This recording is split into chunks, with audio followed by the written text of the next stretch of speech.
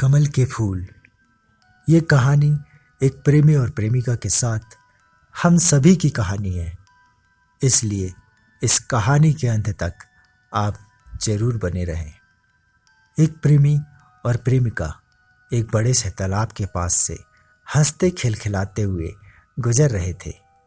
इस तालाब में मन को लुभाने वाले अनेकों आकर्षक कमल के फूल लगे हुए थे, जिसे देख प्रेमिका ने अपने प्रेमी से कहा, देखो ये कमल के फूल कितने प्यारे लग रहे हैं, क्या तुम मेरे लिए इन्हें तोड़कर ला सकोगे?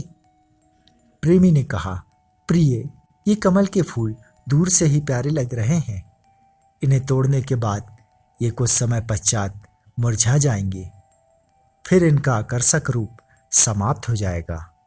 और देखो इस तालाब में कितना कीचड़ और दलदल है। मैंने बड़े बुजुर्गों से सुना है कि इस तालाब में आज तक जो भी इन आकर्षक कमलों के मोह में आकर इन्हें तोड़ने गया, वो कभी भी इस तालाब से वापस नहीं आया, क्योंकि ये ऐसे कमल के फूल हैं जिन्हें पाने की चाह में लोग स्वयं को भी भूल जाते हैं। लेकिन प्रेमिका ने जिद पकड़ ली और अपने प्रेमी से कहने लगी, मुझे तुम्हारी कोई बात नहीं सुननी, मुझे तो बस ये कमल के फूल चाहिए, और यदि तुम मुझे कमल के फूल लाकर नहीं दोगे तो मैं यहाँ से तुम्हारे साथ आगे कहीं नहीं जाऊंगी। प्रेमी ने कहा, ठीक है, यदि तुम्हारी यही जिद है तो मैं तुम्हारे लिए इन फूलों को लाने का प्रयत्न करता हूँ। फिर प्रेमी उस तालाब के भीतर बड़ी मुश्किल से उतरते हुए कुछ कमल के फूल तोड़कर अपनी प्रेमिका को दे देता है। लेकिन प्रेमिका इतने से खुश ना होते हुए और अधिक कमलों की मांग करती है। प्रेमी फिर दोबारा उस तालाब में जा ही रहा था, तभी प्रेमिका ने उसे आवाज लगाकर रोकते हुए कहा, रुको, अब मैं स्वयं ही अपने लिए उन्हें तोड़ूंगी। प्रेमी ने प्रेमिका को समझाते हुए कहा, प्रिय, तुम इस तालाब में मत उतरो, इस तालाब में बहुत दलदल है, तुम दलदल में फंस जाओगी। प्रेमी समझाता रहा, लेकिन प्रेमिका की जिद के सामने प्रेमी की एक ना चली। प्रेमी अब समझ चुका था कि ये इन फूलों के मोह में फंस चुकी है, इसलिए अब ये मेरी बात नहीं मानेगी। लेकिन जब प्रेमिका तालाब में अकेले उतरने लगी, तब प्रेमी ने प्रेमिका से कहा, रुको प्रिय, मैं भी तुम्हारे साथ चलता हूँ, तुम मेरा हाथ थाम कर आगे बढ़ना और ज़्यादा दूर मत जाना। फिर प्रेमिका अपने प्रेमी का हाथ थामते हुए उस दलदल भरे तालाब में उतरकर फूलों को तोड़ने लगी। कुछ देर में ही प्रेमिका ने बहुत से फूल तोड़ लिए थे, लेकिन उसकी और फूलों की चाह समाप्त ही नहीं हो रही थी। वह और फूलों के लालच में आगे बढ़ने लगी। प्रेमी ने फिर उसे रोकते हुए कहा, अब आगे मत जाओ, देखो दलदल हमारी छाती तक पहुंच गया है, अब हमें वापस लौटना चाहिए। लेकिन प्रेमी की बातों को अनसुना कर प्रेमिका तालाब में और आगे बढ़ गई। प्रेमी के एक हाथ में बहुत से कमल के फूल एकत्रित हो गए थे, जिन्हें संभालना उसे बड़ा मुश्किल हो रहा था। प्रेमी ने उन फूलों को दिखाते हुए प्रेमिका से कहा, देखो इतने ढेर सारे फूल हमारे पास हैं, ये काफ़ी है, अब अधिक लोभ ना करो। लेकिन प्रेमिका तो आज मानने वाली नहीं थी। उसने कई और फूलों को अपने पास अपने दुपट्टे से बांध रखा था।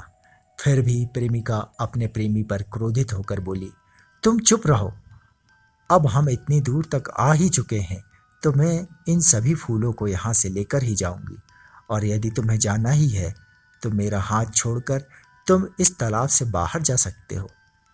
प्रेमी अब चुप होकर उसके साथ आगे बढ़ने लगा।